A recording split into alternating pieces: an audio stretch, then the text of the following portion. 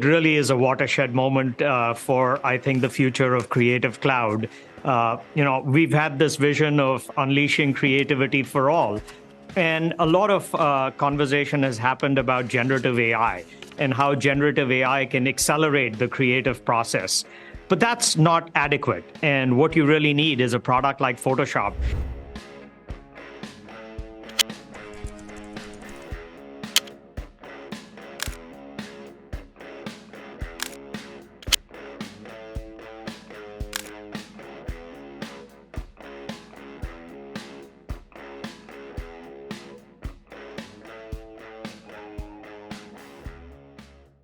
You can now change something that would have taken professional hours to achieve with just one click. Sounds impossible, right? But not anymore. You won't believe which is real and which was created by artificial intelligence in Adobe Photoshop Firefly's new AI Generative Fill. Fasten your seatbelts as we go over how to use Generative Fill in detail. Now, the thing is that we didn't anticipate Adobe Firefly to be released from beta just yet. So this has surprised everyone because the outcomes and the actual quality of the work that is able to produce are quite high. This is Photoshop and Adobe Firefly, and the tool we're looking at is called Generative Fill.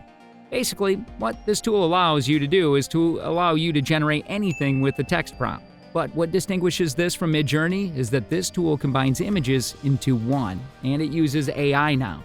It does it very, very well because, as you can see right here, you're going to see that they're able to actually change the background and also add reflections. So this is not just something that simply uses AI in a very trashy and very small way. It integrates the capabilities to produce stunning visual images. Here you can see how it can expand the image by adding reflections on a frozen lake using generative AI. Later, I'm going to show you how to do this and why it's so cool. But for now, notice how it can also generate the northern lights and seamlessly incorporate them into a very nice landscape. This is a very powerful tool because Photoshop is, in essence, Photoshop. And if you don't know what that means, Photoshop has been one of the most popular image editing programs ever. How do you get to this? One of the first things you need to do is go ahead and open Photoshop. When you do, you're going to see a new Photoshop beta feature. Photoshop will prompt you to download it, and once you do, you can use it. If you don't see the Photoshop beta, basically open up your Creative Cloud and then scroll over to the right here, where it says Beta Apps in the bottom left-hand corner. There you should see a strange Photoshop beta icon. Click and download it. After successfully downloading the beta version, you will find the Try Now option display. Upon launching Photoshop, simply utilize the Object Selection tool to proceed. It is important to clarify that this tool should not be confused with Photoshop's Content Aware tool, as they serve different purposes. To access the Generative Fill feature, click on the rectangular marquee tool on the left side. Right-clicking will present two options, Content Aware Fill and Generative Fill. The Generative Fill option has received high praise due to its superior performance. In order to demonstrate the disparities between the Content Aware and Generative Fill tools, we're going to showcase their respective functionalities right now. The powers of this tool have stunned the Photoshop community and internet users, which explains the general excitement surrounding it. So let's try the Content Aware, which just uses the original content to fill it up, as you can see here. Of course, this can be used in some ways, but it doesn't look that good. So we're going to use that selection again before using the AI Fill. This time we're going to use the Generative Fill. And I'm just going to click here because we don't want to generate anything. We're going to click Generate. It overlaps this right here because it needs the information from this to expand it.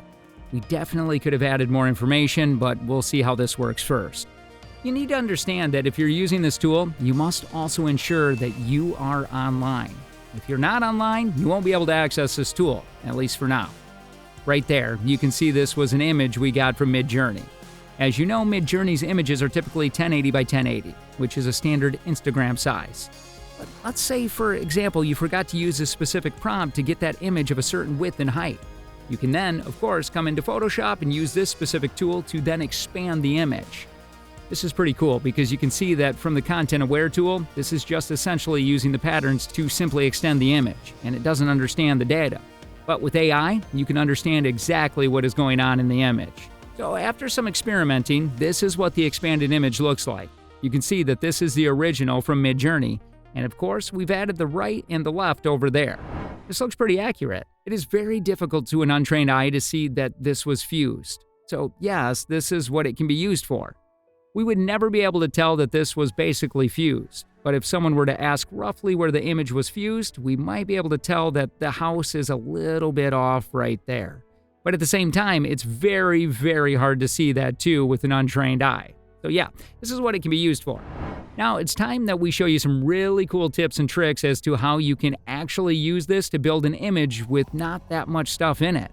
This is an image that we just got from Midjourney that we just generated in a couple of seconds. But we wanted to show you how you can actually, essentially change this really quickly.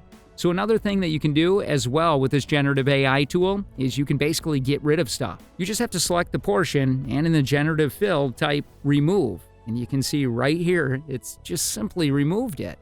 We basically just type remove and you can see that I removed it right here. We could do the same thing on the other side, and we could also remove these images. Of course, you could always say, hey, we could just do this with the generative AI. And some of you who aren't familiar with Photoshop don't know about this normal fill, which is basically just content-aware fill. You simply just click that and it disappears. Now you might be thinking, this isn't different. Then you might be wrong, as it is, because we can guarantee you that there are many instances where this doesn't work that well. It only works this well because this is a clean image. But I'm going to show you what else you can do. For instance, let's say you just wanted to remove this as well. First, let's remove the generative fill, and then we'll remove all of this. After that's done, essentially, I'm going to add some plants on the left and right. To do this, we're going to simply highlight this and type in plant pot and click on generate. It added the plant pot with realistic reflection, which is nice because you can see right here it reflects off the floor. However, what is most liked about Photoshop is the variations. Maybe you wanted one that looked fake or one that looked like that, but it definitely does look realistic now over here. What we're also going to do after merging these layers is add some white flowers. We will select Generative Fill and then set some white so that you can see that we added more flowers to the left side. So on the left-hand side, we've added some more flowers. And you can see that if we zoomed into these flowers and plants, you can see that even if you got an image and copied and pasted into Photoshop. And you might think this isn't a big deal. Guys, understand that these kind of shadows, to perfect these, it takes a very long time for beginners. Beginners can't do this, and it takes a lot of time to crop an image. Do all of this perfectly and get the shadows exactly where you want them to be so they look realistic. This is because you have to match this lighting to that. So you have to believe that this is a major shift for the entire industry, and it's only getting bigger and bigger day by day. Editing has never been easier with just a click of a button. So folks, what do you think of this new powerful tool? Let us know your intriguing thoughts in the comment section below.